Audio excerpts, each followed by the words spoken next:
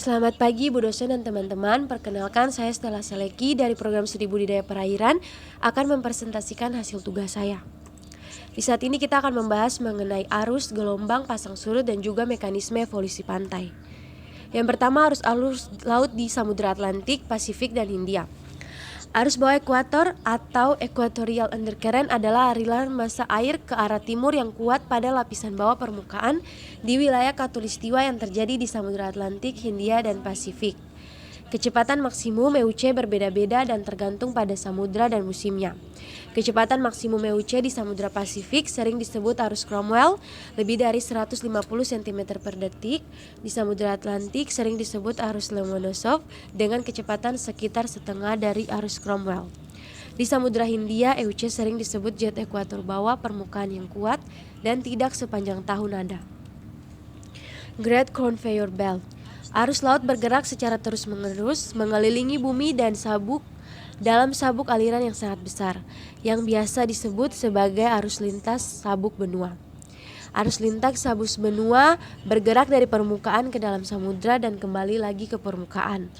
Angin, salinitas, dan suhu air laut mengontrol sabuk aliran global ini. Sabuk aliran inilah yang berperan energi panas yang dipancarkan oleh matahari ke bumi. Arus-arus di zona ZERF. Arus-arus di zona ZERF digolongkan menjadi 3 jenis, yaitu arus balik dasar atau bedridden current, sering disebut juga arus tegak lurus pantai karena arus memang berarah menjauhi pantai. Yang kedua arus sejajar pantai atau longshore current. Jika sebuah gelombang datang tidak dalam arah tegak lurus pantai, maka gelombang tersebut akan membangkitkan arus yang bergerak sejajar pantai atau disebut sujur pantai. Yang ketiga arus strip dan sirkulasi sel. Biasanya arus sejajar pantai didominasi untuk pantai yang lurus dan berpasir. Sistem arus ini membentuk sistem sirkulasi yang sering dikenal sirkulasi sel. Arus yang diakibatkan oleh gaya pembangkitnya. Faktor penyebab terjadinya arus yaitu dapat dibedakan menjadi 3 komponen, yaitu gaya eksternal, gaya internal angin, dan gaya-gaya kedua yang hanya datang karena fluida dalam gerakan yang relatif terhadap permukaan bumi. Dari gaya-gaya yang bekerja dalam pembentukan arus antara lain tegangan angin, gaya viskositas, gaya Coriolis, gaya gradien tekanan horizontal, dan gaya yang menghasilkan pasang surut. Gelombang yang terjadi di zona ZERF. Plunging terjadi karena seluruh puncak gelombang melewati kecepatan gelombang. Sedangkan spilling gelombang ini di mana kemiringan dasarnya lebih kecil sekali. Surging tipe empasan ini sangat mempengaruhi lebarnya zona ZERF dan juga collapsing gelombang yang pecah setengah dari biasanya. Gelombang internal Rossby dan Kelvin.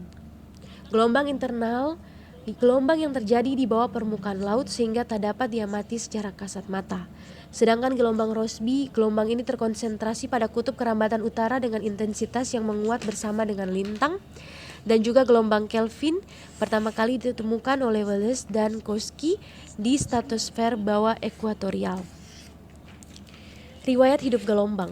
Gelombang laut merupakan pergerakan naik dan turunnya air laut yang membentuk kurva atau grafik. Gelombang diklasifikasikan menjadi beberapa macam berdasarkan gaya pembangkitnya, di mana gaya pembangkit gelombang terutama berasal dari gaya tarik-menarik antara bumi, bulan, dan matahari. Berdasarkan jenisnya, pembangkit gelombang dibagi menjadi 3 jenis, yaitu angin, gelombang pasang surut, dan juga gelombang tsunami. Pasang surut. Yang pertama pasang surut purnama atau spring tides. Pasang surut purnama merupakan pasang surut yang terjadi ketika bumi, bulan, dan matahari berada dalam satu garis lurus. Pada saat pasang surut purnama dihasilkan pasang tinggi yang sangat tinggi dan surut purnama dihasilkan pasang tinggi dan surut yang rendah. Pasang surut purnama ini terjadi 2 kali setiap bulan, yakni pada bulan baru dan bulan purnama. Yang kedua, pasang surut perbani atau neap tides. Pasang surut perbani merupakan pasang surut yang terjadi ketika bumi, bulan, dan matahari membentuk sudut tegak lurus, di mana bulan membentuk sudut 90 derajat dengan bumi. Pada saat itu akan dihasilkan pasang tinggi yang rendah dan pasang rendah yang tinggi. Pasang surut perbani terjadi 2 kali, yaitu pada saat bulan 1/4 dan 3/4. Tipe-tipe pasang surut di Indonesia. Yang pertama pasang surut harian tunggal atau Dionard type adalah pasang surut yang terjadi 1 kali pasang dan 1 kali surut dalam waktu 24 jam dengan periode waktu 24 jam 50 menit. Pasang surut harian ganda atau semi-diurnal type adalah pasang surut yang terjadi 2 kali pasang dan 2 kali surut dalam waktu 24 jam dengan periode waktu 12 jam 20 menit. Yang ketiga, pasang surut campuran atau mixed tides adalah pasang surut yang terjadi bisa condong harian tunggal dan bisa condong harian ganda dalam waktu 24 jam. Apa saja mekanisme evolusi pantai? Yang pertama ada pantai curam. Biasanya bergunung-gunung karena peretakan yang memanjang sejajar pantai dan terkikis ombak besar. Contohnya pantai di selatan Pulau Jawa dan barat Pulau Sumatera.